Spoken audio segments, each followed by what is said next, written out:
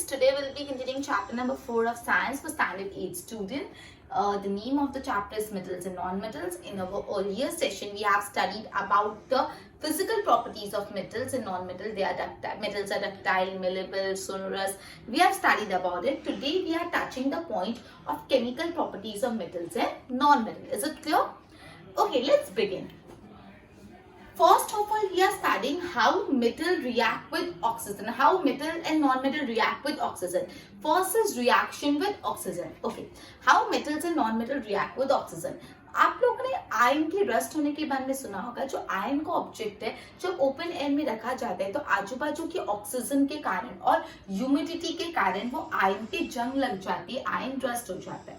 Actually ion पे जब oxygen तो एनवायरमेंट में होता है और ह्यूमिडिटी मतलब वाटर वेपर्स जो पानी विनाश होती है. तो मतलब जब आयन पे ऑक्सीजन और वाटर चढ़ता है तो वो क्या बन जाता है, आयन ऑक्साइड. आयन पे ऑक्सीजन चढ़ गया तो क्या बन गया, आयन ऑक्साइड. और आयन ऑक्साइड क्या होता है, एक्चुअली रस्ट. ठीक है, आपने सुना है जो आयन के आर्टिकल्स उस पर रस्ट लग जाती है. या तो आपने ये सुना होगा घर पे आपके पेरेंट्स बोलते होंगे कि आयन पे लोहे पे जंग लग गई है, रस्ट हो गया है. अब इसमें actually how does it work.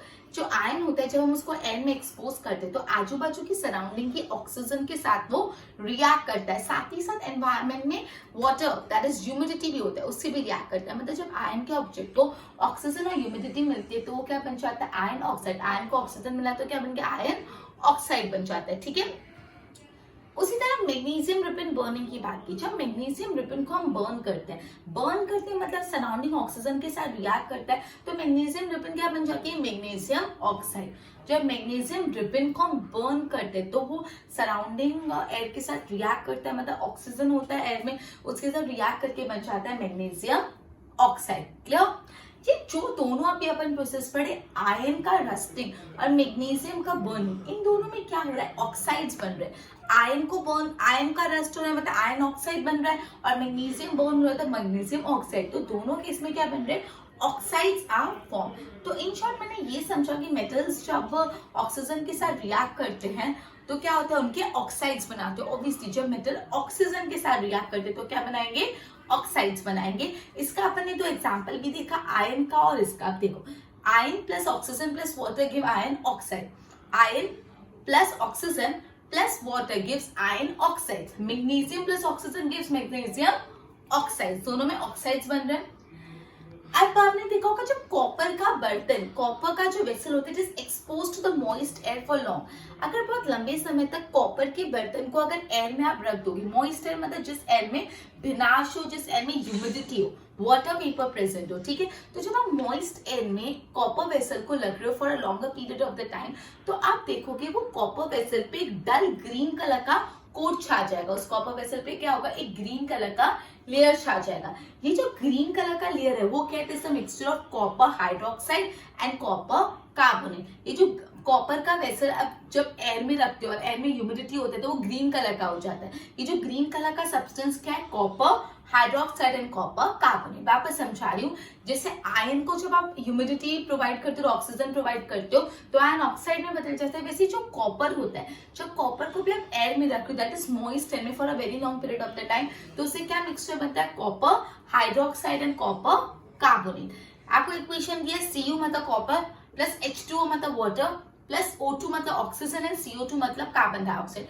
Oxygen और कार्बन डाइऑक्साइड तो सराउंडिंग एयर में होती है तो बन रहा है CuOH2. ये CuOH2 क्या है, कॉपर हाइड्रोक्साइड, और CuCO3 कॉपर कार्बोनेट. मैंने वही बोला जो ग्रीन कलर का सब्सटेंस है वो क्या है, it is a mixture of copper hydroxide and copper carbonate. Copper hydroxide में Cu hydroxide OH hydroxide OH2 and copper carbonate Cu copper carbonate CO3. Clear. Okay, ये जब आप मैग्नीशियम रिबन को बर्न करते हो तो जो मैग्नीशियम रिबन बर्न होगी तो नीचे क्या डिपॉजिट होगा, एशेस, राख बच जाएगी. ये एशेस को जब आप पानी में डिसॉल्व करोगे तो आपको पता चलेगा जो मैग्नीशियम ऑक्साइड है एसिडिक था कि बेसिक. क्या था, मैग्नीशियम ऑक्साइड बेसिक था. जितने भी मेटल ऑक्साइड होते हैं, मतलब मैग्नीशियम मेटल है और मेटल ऑक्साइड, मेटल के ऑक्साइड हमेशा क्या होते हैं, बेसिक होते हैं. ये इंपॉर्टेंट है फॉर 1 मार्क. जो मेटल ऑक्साइड होते हैं हमेशा बेसिक होते हैं और जो नॉन मेटल ऑक्साइड हमेशा एसिडिक होते हैं. मेटल ऑक्साइड जो होता है हमेशा बेसिक होते हैं और नॉन मेटल ऑक्साइड हमेशा एसिडिक होते हैं. क्लियर. ओके, अब ये अपन ने पढ़ा ऑक्सीजन के साथ कैसे रिएक्ट करता है, हम देखेंगे नॉन मेटल ऑक्सीजन के साथ कैसे रिएक्ट करते हैं। Let's take an example of sulphur. जब सल्फर ऑक्सीजन के साथ रिएक्ट करते हो तो सल्फर डाइऑक्साइड गैस बनती है। जब sulphur, it is a non metal, जब वो ऑक्सीजन के साथ रिएक्ट करते हैं तो कौन सी गैस बनती है, सल्फर डाइऑक्साइड गैस बनती है। ये सल्फर डाइऑक्साइड गैस को जब आप पानी में डालोगे तो एक सल्फरस एसिड बनता है। क्या बनता है, सल्फरस एसिड। और ये सल्फरस एसिड कैसा है, एसिडिक है। क्यों एसिडिक है, बिकॉज मैंने आपको बताया जो नॉन मेटल ऑक्साइड होते हैं हमेशा क्या होते हैं, एसिडिक होते हैं। ठीक है, okay, so this was how metals and non-metal react with oxygen. Okay, I'm repeating one more time, be attentive, focus. Okay, so how metals react with oxygen, right? So for this we have taken two examples. One is burning of magnesium ribbon and the other one is rusting of iron. When iron is exposed to air which is humid, which is moist, then iron reacts with the oxygen and water and form iron oxides. Similarly, when magnesium is burned, that is when magnesium is burned, it reacts with the surrounding oxygen and form magnesium oxide. In both the cases, you can observe that oxides are formed. So when metal reacts with oxygen, the oxides are formed. Oxides of that particular metals are formed. If magnesium reacts with oxygen, so magnesium oxide is formed. That is, oxides of magnesium is formed. So whenever a metal reacts with oxygen, what are formed? Oxides are formed. Clear? Then we are also studying one more example over here. That is what happens when copper vessel is exposed to the moist air. Copper vessel, when it is exposed to moist air, you will observe that vessels of the copper turns green. A coating of the green material is being formed. Now, what is this green material?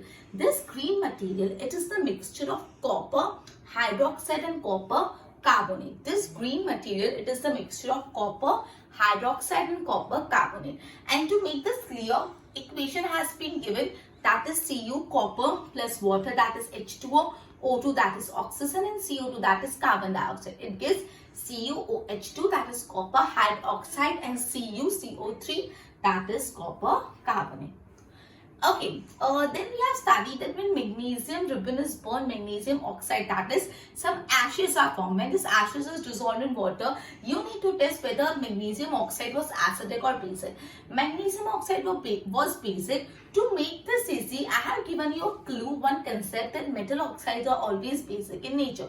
Whenever metal oxides are formed, oxides of metal or metal oxide, they are always basic in nature. Now we are revising how non-metal reacts with oxygen, right? So for this we are given an example of sulfur. When sulfur reacts with oxygen, sulfur dioxide gas is formed. Now when the sulfur dioxide gas is dissolved in water, you will see that you come across an acid, that is sulfurous acid. Now this sulfurous acid is acidic in nature because non-metal oxides are acidic. Metal oxide are basic in nature, non-metal oxide are acidic in nature. So this was how metals and non-metal reacts with oxygen. Now what we'll be studying is what is reaction with water. We have studied about reaction with the oxygen or reaction with metal. Okay, तो जो sodium metal होता है, that is very reactive metal, बहुत reactive metal है, बहुत जल्दी react कर जाता है. It reacts vigorously with oxygen and water. मतलब जो सोडियम मेटल है वो ऑक्सीजन और वाटर के साथ बहुत ज्यादा तेजी से, बहुत ज्यादा vigorously react करता है. A lot of heat is generated, और जब ये सोडियम मेटल वाटर और ऑक्सीजन के साथ रिएक्ट करता है तो बहुत हीट भी जनरेट होती है इस प्रोसेस में. Therefore, ये सोडियम मेटल को केरोसिन में स्टोर करके रखा जाता है. इसलिए किसमें स्टोर करके रखा जाता है, केरोसिन में. ओके, तो first we have studied sodium metal के बारे में. जो सोडियम मेटल है वो बहुत, मेटल्स में जो सोडियम मेटल की पर्टिकुलर वो बहुत रिएक्टिव है विद ऑक्सीजन एंड वाटर. वो बहुत विगरसली रिएक्ट करके बहुत हीट प्रोड्यूस होता है. इसलिए सोडियम को हम केरोसिन के अंदर रखते हैं. तो आपको 1 मार्क में पूछ सकते हैं, dash metal is kept in kerosene, तो that is sodium. And why sodium is kept in kerosene, ऐसा भी पूछ सकते हैं. So you need to write कि sodium metal is reactive, it react vigorously with the oxygen and water and a lot of heat is generated. ठीक है. Now iron is also a metal but it reacts slowly with the water. Iron भी एक metal है, वो water के साथ react करता है बट बहुत विगरसली रिएक्ट नहीं करता, वो स्लोली रिएक्ट करता है. Just a minute. Okay. Just a minute. Generally no. Okay, now this was about metals. Now we are on non-metals. तो पहले अपन ने मेटल में भी कोई बेस जनरल रूल नहीं है. सोडियम के बारे में बोला है, सोडियम बहुत विगरसली रिएक्ट करते हैं, सो उसको केरोसिन में रखते हैं. तो दूसरी जगह ऐसे मेटल्स भी होते हैं जो इतना विगरसली रिएक्ट नहीं करते, जैसे आयरन है, तो आयरन स्लोली रिएक्ट करता है वाटर के साथ. Now we are on non metal. तो generally non metal do not react with water, though they are very reactive with air. Non metals air के साथ बहुत रिएक्टिव होते हैं, लेकिन नॉन मेटल वाटर में रिएक्टिव नहीं होते. Generally what does it happen कि नॉन मेटल्स वाटर के साथ कोई रिएक्शन नहीं करते. यस, वो एयर के साथ बहुत रिएक्शन करते, लेकिन वाटर के साथ रिएक्शन नहीं करते. फॉर एग्जाम्पल आपको दिया फॉस्फोरस. फॉस्फोरस नॉन मेटल है. It is very reactive non metal, बहुत रिएक्टिव है. रिएक्टिव मतलब वाटर के साथ तो नहीं रिएक्ट करता, बट जब भी एयर के साथ रिएक्ट करता है तो उसमें फायर लग जाती है. ठीक है. To prevent the contact of phosphorus with atmosphere oxygen it is stored in water. अब केरोसिन फॉस्फोरस को जब आप ऐसे ही रख दोगे ना तो आग लग जाएगी, बिकॉज एनवायरमेंट में ऑक्सीजन है, तो ऑक्सीजन के साथ रिएक्ट करके आग लगा देगा. इसलिए फॉस्फोरस को हमेशा कैसे रखा जाता है, it is stored in water. उसको पानी में रखा जाता है, बिकॉज फॉस्फोरस नॉन मेटल है, और नॉन मेटल तो पानी के साथ रिएक्ट करता नहीं, तो वो शांति से वहां पे रहेगा. क्लियर हुआ? ओके. तो वापस समझा रही हूँ, अपन मैं रिएक्शन विद वाटर समझा रही हूँ. तो मैंने आपको ये बताया कि we would be studying some examples how metal react with water, and also studying how non-metal react with water. Okay, now sodium is a metal. When it reacts with water, it reacts very vigorously. Okay, so and when it reacts, a lot of heat is generated, and for this particular reason, sodium metal is stored in kerosene. So this could be asked as a 1 mark answer, that which metal is stored in kerosene. So you need to write sodium, and it could also be asked for 2 mark answer, why sodium metal is stored in kerosene. So what you need to write is, you need to write that sodium metal is very reactive. It reacts vigorously with oxygen and water, and a lot of heat is generated. Okay, for this reason sodium is stored in kerosene. Then another we have studied about another metal, that is iron. Now iron do not react vigorously with water. Iron react with the water, but it reacts slowly with the water. Clear? Now we are taking a point of how non-metal react with the water. Guys, be attentive over here. Non-metal generally do not react with water. Non-metal do not react with water. Now, but they react with oxygen. I mean, they react with air. They react vigorously with the air. Okay, so we are taking up with one example. Phosphorus. It is a non-metal, right? So, phosphorus is so reactive that when it is kept open, and it reacts with the atmospheric oxygen, so it catches fire. For this reason, kerosene is stored in water, because phosphorus is stored in water, because phosphorus being non-reactive in water does not cause us any harm, but it is reactive with the air, so it will catch fire, kept open, and causes a lot of damage. Okay, so this was chemical properties of metal and non-metal. First one was how metals and non-metal react with oxygen. The second one was how metals and non-metal react with water. Okay, then how they react with acid. We would be continuing first. I'll explain you this by both. Okay. Okay, chemical property of metal and non-metal. First is reaction with oxygen. Rusting of iron and magnesium ribbon bond. These two examples have been given. Now, both this process, oxides formation take place. When iron react with oxygen and water, then iron oxide is formed.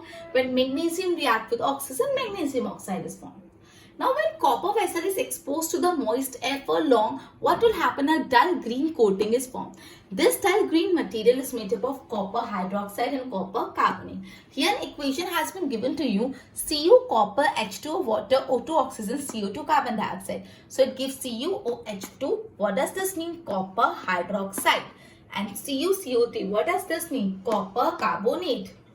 Now burning of magnesium ribbon, ashes obtained is dissolved in water. So the solution is acidic or basic. Obviously it is basic because we have studied that metal oxides are basic in nature. This one is important. Metal oxides are always basic in nature. Okay. Now when sulfur and oxygen react with each other, sulfur dioxide gas is formed. When the sulfur dioxide gas is dissolved in water, what would be the resultant product? Resultant product will be sulfurous acid. Okay. SO2, this is sulfur dioxide. plus H2O, that is water, gives H2SO3, sulfurous acid. Now sulfurous acid is acidic in nature because we have already studied that non-metal are acidic in nature. Now how does now reaction with water? Sodium metal is very reactive. It reacts vigorously with the oxygen and water. A lot of heat is generated, so it is stored in kerosene. Okay, we have studied that sodium metal is stored in kerosene, and why also we have studied about it. Now iron reacts slowly with water. Now generally non-metal do not react with water, but they do react with air. Example, phosphorus, they react vigorously with the air and catches fire, so it is stored in water. Because of limitation of space, I have written it quite cumbersome way, but you are having your textbook, you can refer this from that, the last point.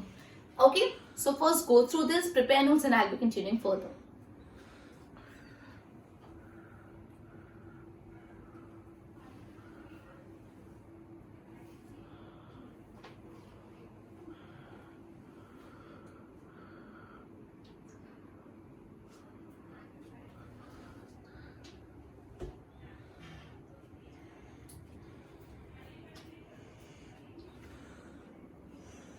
Okay, so we'll be taking this topic further. Now we are studying how metals and non-metal react with acid. Okay, non-metal they do not generally react with acid. Non-metals जो होते हैं वो acid के साथ react नहीं करते. मतलब क्या बोलते हैं? Non-metal तो acid के साथ generally react करती है, लेकिन metal तो करते हैं. Yes, metal acid के साथ react करके कौन सी gas produce करते हैं? Hydrogen gas. This is very important. जब आप 10th में आओगे तो आपको ज्यादा डिटेल में होगा, लेकिन for now you need to remember कि जब मेटल रिएक्ट करते with acid, a gas is form which is an hydrogen gas. इतना ध्यान रखना माइंड में, जब मेटल रिएक्ट करते हैं एसिड के साथ तो एक गैस बनती है जो है हाइड्रोजन, और हमेशा एक पॉप साउंड आती है. ये पॉप साउंड क्या रिप्रेजेंट करता है कि जो भी गैस है वो हाइड्रोजन गैस ही है. जब भी आप उस गैस के आगे एक मैच स्टिक लगाओगे तो पॉप साउंड से बर्न होगा. ये पॉप साउंड इंडिकेट करता है कि वो गैस हाइड्रोजन गैस ही है. चिंता मत करो, 10th में डिटेल में एक्सपेरिमेंट्स आएंगे. अभी के लिए इतना याद रखना है कि नॉन मेटल एसिड के साथ रिएक्ट नहीं करता, मेटल एसिड के साथ रिएक्ट करते हैं, एंड साथ ही साथ हाइड्रोजन गैस प्रोड्यूस करते हैं. एंड ये गैस को जब आप बर्न करोगे तो एक पॉप साउंड आएगा, एंड ये पॉप साउंड इंडिकेट करता है वो गैस हाइड्रोजन गैस है. Now copper does not react with dilute hydrochloric acid on heating but react with sulphuric acid. अब कॉपर देखो, कॉपर है ना एसिड के साथ, अब कॉपर एक मेटल है, वो एसिड के साथ रिएक्ट करता है, लेकिन कॉपर सल्फ्यूरिक हाइड्रोक्लोरिक एसिड के साथ नहीं रिएक्ट करता है. कौन सा एसिड के साथ रिएक्ट करता है? सल्फ्यूरिक एसिड के साथ. ठीक है, तो आपको अगर ट्रू और फॉल्स में पूछे do copper react with dilute hydrochloric acid, तो आपने तो एक बेस याद रखा है कि मेटल हमेशा एसिड के साथ रिएक्ट करते हैं और हाइड्रोजन गैस प्रोड्यूस करते हैं. तो आप यस कर दोगे, बट आपका आंसर रॉन्ग हो जाएगा, क्योंकि मेटल हाइड्रोक्लोरिक एसिड के साथ, डाइल्यूट हाइड्रोक्लोरिक एसिड के साथ नहीं रिएक्ट करता. हाँ, लेकिन वो सल्फ्यूरिक एसिड के साथ रिएक्ट करता है. क्लियर? अब रिएक्शन विद बेस, अपन ने पढ़ा मेटल एसिड के साथ कैसे रिएक्ट करते हैं. अब अपन पढ़ते हैं कि मेटल बेस के साथ कैसे रिएक्ट करते हैं. नाउ मेटल रिएक्ट विद, अब यहाँ पे एक पर्टिकुलर बेस है सोडियम हाइड्रोक्साइड. आपको सोडियम हाइड्रोक्साइड की फॉर्मूला पता है? Sodium Na hydroxide OH. So NaOH. What is the formula of sodium hydroxide? Sodium Na hydroxide OH, NaOH. तो यहाँ पे ये बेस है सोडियम हाइड्रोक्साइड. तो बेसिकली मेटल सोडियम हाइड्रोक्साइड के साथ रिएक्ट करके हाइड्रोजन गैस बना रहा है. मतलब मेटल बेस से रिएक्ट करता है, और बेस कौन सा वो बता दिया, सोडियम हाइड्रोक्साइड. और कौन सी गैस प्रोड्यूस कर रहा है? Hydrogen gas. ठीक है, अब नॉन मेटल का बेस के साथ रिएक्शन बहुत कॉम्प्लेक्स है, we won't be discussing that. Clear? Metal now reaction base पर metal metal sodium hydroxide that is NaOH के साथ रिएक्ट करता है और हाइड्रोजन गैस प्रोड्यूस करता है. Okay, non metal usually base के साथ उसका रिएक्शन बहुत कॉम्प्लेक्स होता है. क्लियर? अब अपन आगे बढ़ेंगे डिस्प्लेसमेंट रिएक्शन. वो करने से पहले मैं एक बार इतना रिवाइज करा देती हूँ. Okay, so we have begin how do metals and non-metal react with acid. So one thing you need to keep in mind that non-metals generally do not react with acid. Non-metals, they are not reactive to acid, but yes, metals are reactive to acid. Metal react with acid and produce a gas which is known as hydrogen gas, and when you burn this gas there will be a pop sound produced, and this pop sound suggests that the gas that you have burnt is hydrogen gas. Now one more thing, we have studied that copper, it do not react with dilute hydrochloric acid. Copper do not react with dilute hydrochloric acid, but yes, it do react with sulfuric acid. So this could be asked in a true or false to usually like to twist you or to divert you from the topic, or there are more high chances that you could be wrong with this answer. If it has been asked, does copper react with dilute hydrochloric acid? So a layman, according to a common understanding, we will say that copper always react with acid to produce hydrogen gas, and we would be writing a yes, but that would be a wrong answer, right? So copper, yes, metal reacts with acid, but this thing you need to keep in mind, that copper do not react with dilute hydrochloric acid. Do copper react with sulfuric acid? Yes, it's a yes. Copper reacts with sulfuric acid, right? Now we are going what is a reaction with base?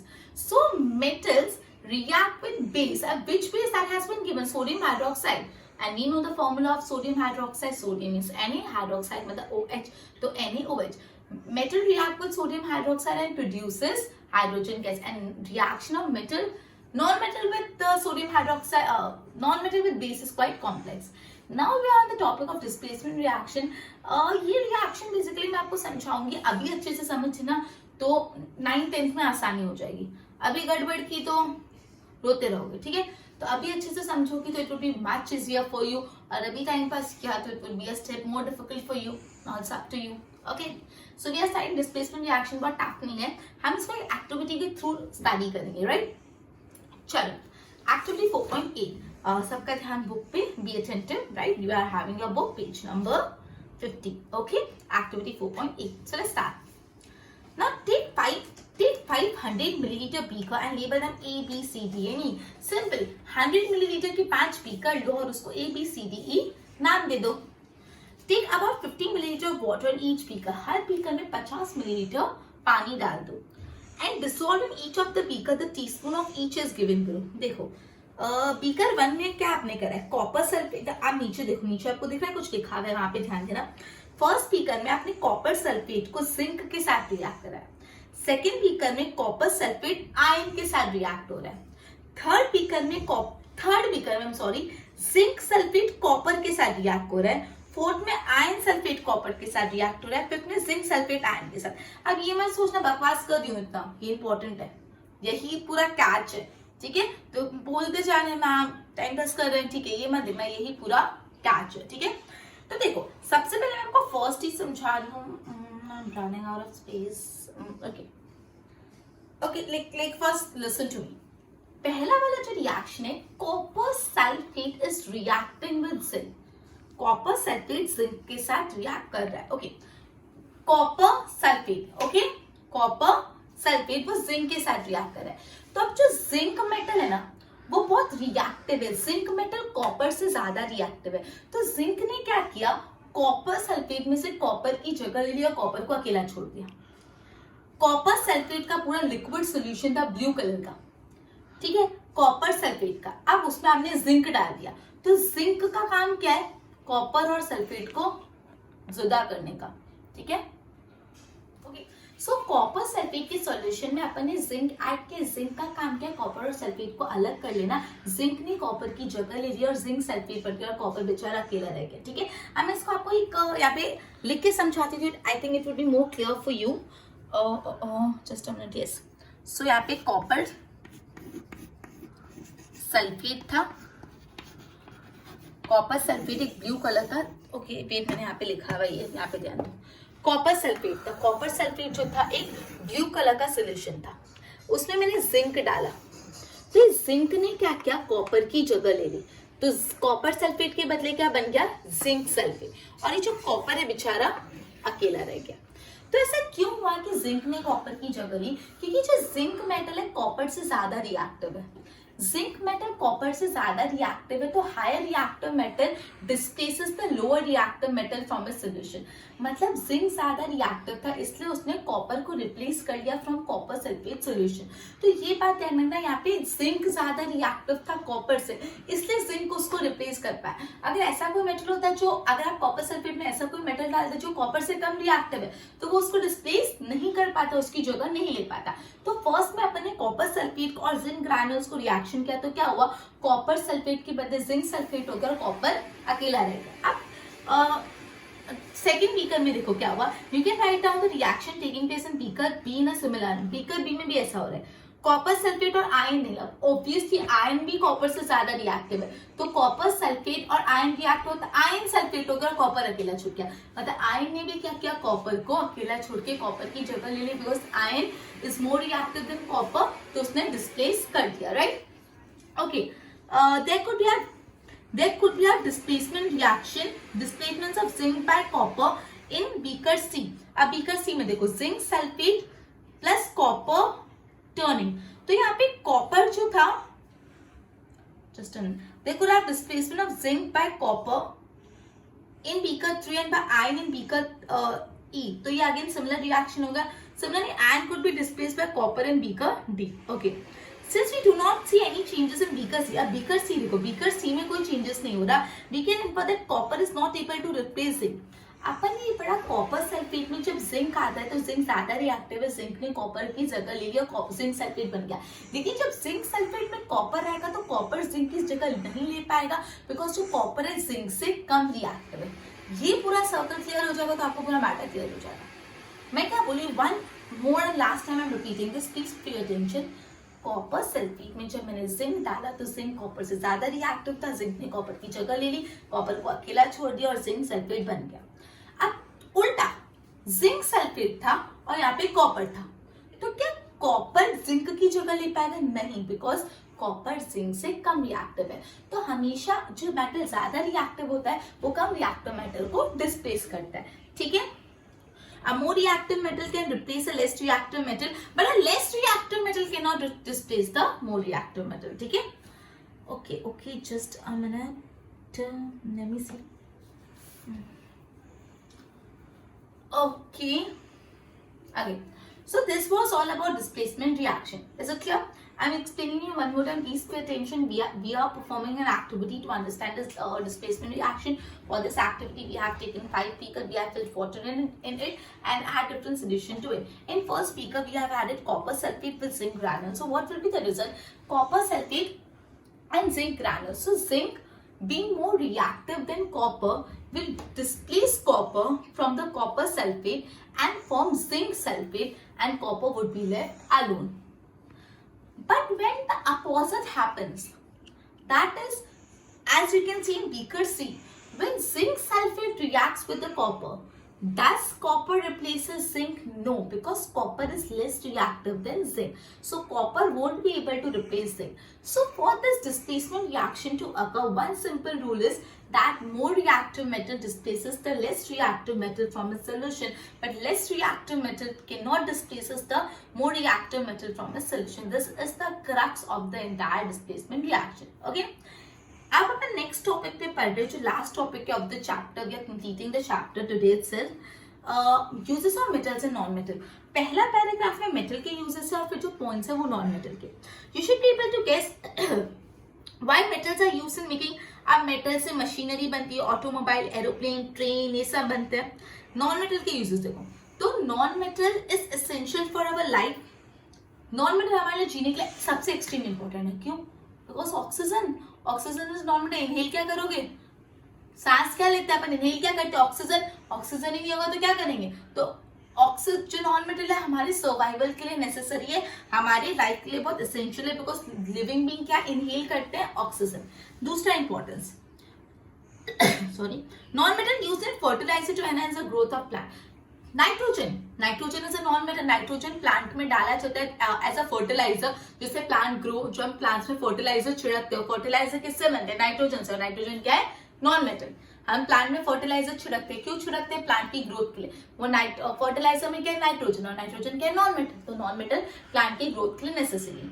Non metal use in water purification process. पानी को purify करने के लिए भी non metal use है। Chlorine tablets, हम chlorine की tablets add करते हैं वाटर में उसको प्यूरिफाई करने के लिए, तो नॉन मेटल वाटर प्यूरिफिकेशन के लिए भी यूज होता है। Non metal is used in a purple coloured solution which is applied on wound and is antiseptic.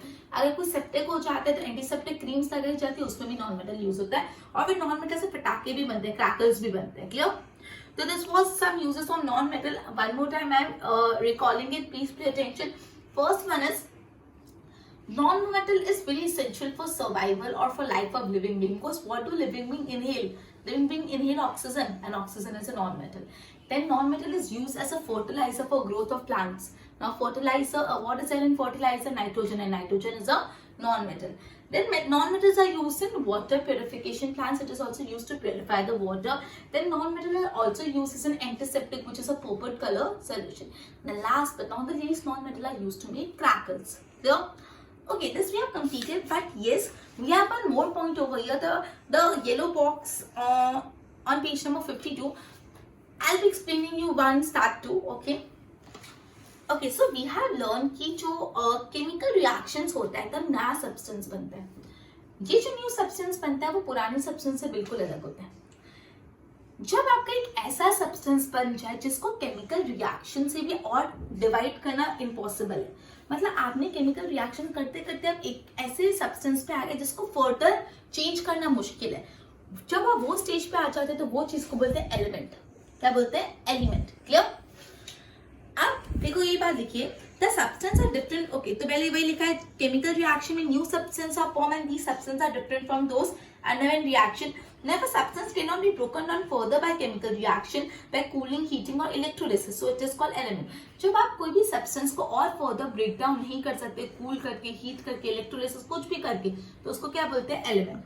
तो सल्फर एक एलिमेंट है, आयरन भी एक एलिमेंट है, कार्बन भी एक एलिमेंट है जिसको आप फर्दर ब्रेक डाउन नहीं कर सकते. ठीक है? अब एलिमेंट की सबसे छोटी यूनिट को क्या बोलते हैं? एटम. इंपॉर्टेंट. एलिमेंट की सबसे छोटी यूनिट को क्या बोलते हैं? एटम. पहली बात, अगर आपको बोले कि एक ऐसा सब्सटेंस जिसको फर्दर ब्रेक डाउन नहीं किया जा सकता by chemical reaction, by cooling, heating और इलेक्ट्रोलिसिस, वो सब्सटेंस को क्या बोलते हैं? एलिमेंट. और अगर आपको पूछे एलिमेंट का सबसे स्मॉलेस्ट यूनिट क्या होता है, then what you will be writing is atom. Clear है ना? Okay, the atom of an element remain unaffected. Just a minute. And sample of element contain only one kind of atom. Atom of an element remain unaffected by physical change in element. मतलब element का physical change बना जाए, solid to liquid, liquid to gas, कुछ भी हो जाए, लेकिन उसके एटम्स में बदलाव नहीं आएगा. An atom of liquid sulfur would be exactly same the atom of solid sulfur या तो वेपर सल्फर. मतलब एक लिक्विड सल्फर का एटम, सॉलिड सल्फर के एटम की, गैसेस सल्फर के एटम, कोई भी फिजिकल स्टेट में उसके एटम तो सेम ही रहने वाले. Now that we have infinite variety of substance in the universe, the number of elements are limited. हमारे पास substance बहुत है, लेकिन वो substance जिन element से बनते हैं वो element limited है. element कितने हैं? Just a minute. The number of the element are less than, there are no more than 94 naturally occurring element. कितने? सिर्फ 94 naturally occurring element है. An important classification of element. element को कैसे classify किया? metals या तो non metals, right?